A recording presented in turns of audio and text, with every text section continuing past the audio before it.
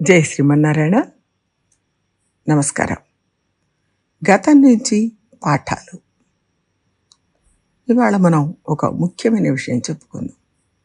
మనం చిన్న వయసులో ఎలా ఉన్నాం, ఇప్పుడు ఎలా ఉన్నాం? అప్పటికి ఇప్పటికీ అనేక మార్పులు వచ్చి ఉంటాయి. అవి రెండు రకాలుగా ఉంటాయి. ఒకటి, అప్పుడు కొంచెం తెలివి తక్కువగా, విచక్షణ తెలియకుండా ఉండి ఉండొచ్చు.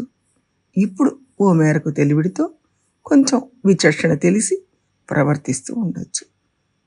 అప్పుడు మనం ఎలా ప్రవర్తించాం, ఇప్పుడు ఎలా ప్రవర్తిస్తున్నాం అనుకుంటే మనకే కొంచెం వింతగా, కొంచెం సిగ్గుపడేట్టుగాను అనిపించవచ్చు.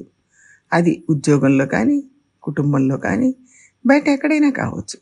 చుట్టూ ఉన్న వాళ్ళని చూసి ఈర్ష్యపడడం, తగుపడడం అవన్నీ చిన్నప్పుడు జరిగి ఉండొచ్చు. కానీ ఇప్పుడు అలా చేయం. మనలో మార్పు వచ్చింది. ఇదొక రకం. ఇంకొక రకం ఏమిటంటే, అప్పుడు మనకు ఆధ్యాత్మిక చింతన, భక్తి లేకుండా ఉండొచ్చు. అప్పట్లో అదంతా పిచ్చి అనుకుని ఉండొచ్చు. కానీ ఇప్పుడు మనకు ఆ విషయంలో తేడా వచ్చి భక్తి అంటే ఏమిటో అర్థమవుతుంది. దాంట్లో ఉన్న మంచి కూడా మనకు బోధపడుతుంది. ఇప్పుడు మనకు ఆధ్యాత్మిక చింతన, భగవద్భక్తి ఉన్నాయి. అంటే అప్పటి నుంచి ఇప్పటికి మనలో వచ్చిన మార్పును చూసుకున్నప్పుడు పాత రోజులు తలుచుకొని నవ్వుకుంటాం, సిగ్గుపడతాం. కానీ బాల్యంలో చేసిన కొన్ని విషయాలు సంతోషపడేవిగా ఉంటాయి, గర్వపడేవిగా కూడా ఉంటాయి. ఈ రకమైన విషయాలను ఇప్పుడు తలుచుకొని తెలుసుకొని ఏం చేయాలి అంటే, ఇప్పుడు మన వయసు సుమారుగా 50 అనుకోండి. ఇంకో 20 ఏళ్ళు గడిస్తే 70 అవుతుంది. అప్పుడు 70లో మనం ఉన్నప్పుడు 50లో ఎలా ఉన్నాం అని ఆలోచిస్తాం. ఇందులో పెద్ద ఆశ్చర్యం ఏమిటంటే, లోకంలో 30లో జరిగింది చూసుకొని 50లో సిగ్గుపడ్డాం, గర్వపడ్డాం. అలాగే 50లో చేసిన పనులు 70లో తలుచుకున్నప్పుడు మనం తృప్తి పడతాం. పర్వాలేదు, బాగానే గడిపాం అనుకుంటాం. చిన్నప్పటికీ ఇప్పటికీ భేదం స్పష్టంగా తెలుస్తుంది. 30లో చేసిన తప్పు 50లో తెలిసింది. కానీ 50లో ఏది సరిగా చేస్తే 70లో సంతోషిస్తాం అంటే అదేమిటో కొంచెం అర్థం కానట్టే ఉంది. అందరికీ ఎల్లప్పుడూ ఎల్లవేళలా అంతా మంచిగా కనపడదు. అంటే వెనకటి జరిగినవి తలుచుకున్నప్పుడు కొన్ని విషయాలు గర్వపడేట్టుగా ఉండొచ్చు, కొన్ని సిగ్గుపడేట్టుగా ఉండొచ్చు. అయినా వాటిని గుర్తు చేసుకొని అనలైజ్ చేసుకోవాలి, ఆ ప్రయత్నం చేయాలి. మన పిల్లలు మన దగ్గర ఎలా ప్రవర్తిస్తున్నారు, ఎట్లా ఉన్నారు, ఇంకాస్త ప్రేమగా ఉండొచ్చు కదా, అస్సలు మాట వినట్లేదు అని అనుకుంటాం. అప్పుడు మనం ఆ వయసులో ఉన్నప్పుడు మన పెద్దల్ని ఎలా చూసాం, వాళ్ళ మాట ఎంతవరకు విన్నాం, వాళ్ళని ఎలా వ్యతిరేకించాం అన్న ఆలోచన వస్తుంది.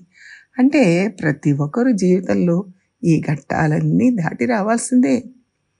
పోనీ ఏ వయసులో ఏవి చేయాలి, ఏవి చేయకూడదు అని పుస్తకంగా రాసి పెడితే దాన్ని చూసి నేర్చుకొని ప్రవర్తిస్తారా అంటే అది ఎంతవరకు సాధ్యమో చెప్పలేం. ఒక కంపెనీ ఉందనుకోండి, అక్కడ గుడ్ ప్రాక్టీసెస్ అని ఒక లిస్ట్ రాసి ఉంచుతారు. అంటే కంపెనీలో మంచి ఫలితాలు రావాలంటే ఇదిగో ఇవన్నీ ఇలా చేయాలి, ఇవి చేయకూడదు అని రాసి పెడతారు. అలాగే మన జీవితం గురించి పురాణాలు, ఇతిహాసాలు, శృతి, స్మృతి ఇవన్నీ మనం ఏమేమి చెయ్యొచ్చు, ఏమేమి చేయకూడదు అని సోదాహరణంగా రాసిపెట్టాయి. ఈ పనులు చేస్తే ఈ కష్టాలు కలుగుతాయి, ఈ పనులు చేస్తే ఈ విధంగా సుఖాలు దొరుకుతాయి అని రాసి పెట్టారు. మనం ఆ పుస్తకాలు తీయకుండా చదవకుండానే గడిపేస్తాం.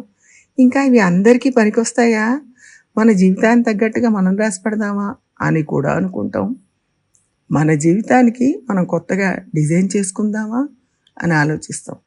కానీ మన జీవితానికి మాత్రమే రాసుకుంటే చాలా, ఒక్కొక్కరి పరిస్థితులు, సందర్భాలు మారుతూ ఉంటాయి కదా. నా పరిస్థితి వేరు, నా విషయం వేరు. కాబట్టి ఇతరుల విషయంలో ఇవి ఉపకరించకపోవచ్చు. మన జీవితంలో చేసిన మంచి చెడు రెంటికి కూడా సమాధానాలు వెతుక్కుంటాం. అందువల్ల మనం చేసే ఫ్రేమ్ సార్వజనీనంగా ఉండదు. శాస్త్రం అందరికీ ఒకే రకంగా రాసిపెట్టింది. ఈ రకంగా ప్రవర్తించండి, సుఖంగా ఉంటారు. ఈ రకంగా ప్రవర్తించకండి, కష్టపడతారు అని శాస్త్రం చెబుతుంది. దాన్ని మనం అలాగే స్వీకరించాలి. నా సిచ్యుయేషన్, నా కలర్ అని దాన్ని ప్రత్యేకంగా మార్చాలనుకుంటే దానివల్ల ఫలితం ఉండదు. శాస్త్రంలో ఎలా చెప్పారో అలా మనం నడుచుకోవాలి. మనం ఇప్పుడు ఎలా ప్రవర్తిస్తే 70లో గర్విస్తాం అని చెప్పలేకపోయాం. ఎందుకంటే సిచ్యుయేషన్ మారిపోతూ ఉంటుంది. దాన్ని కరెక్ట్గా డిఫైన్ చేయడం మనకు రావట్లేదు. కాబట్టి మనం శాస్త్రాన్నే ఆశ్రయించాలి. శాస్త్రాలు ఏం చేస్తే సంతోషిస్తారు, ఏం చేస్తే దుఃఖపడతారు అని కరెక్ట్గా చెప్తోంది కదా, దాన్ని మనం గ్రహించాలి. దాని ప్రకారం ఎలా ప్రవర్తిస్తే సంతోషం దొరుకుతుంది అంటే ఆ సంతోషం వెతుక్కొని అలాగే ప్రవర్తించాలి. ఆ సంతోషం పొందాలంటే అలాగే ప్రవర్తించాలి. ఆ గ్రంథాలు చదివి దాంతో చెప్పిన రీతిగా నడుస్తూ ఉంటే జీవితం సాఫీగా సాగుతుంది, ఫలవంతంగా ఉంటుంది. కష్టాలు వచ్చినా దాన్ని తట్టుకునే శక్తి మనకు ఉంటుంది. బెదిరిపోకుండా, బెంబేలు పడకుండా అన్నిటినీ దాటుకుంటూ ముందుకు నడిచే శక్తి వస్తుంది. కాబట్టి ప్రయత్నం చేద్దాం. జై శ్రీమన్నారాయణ.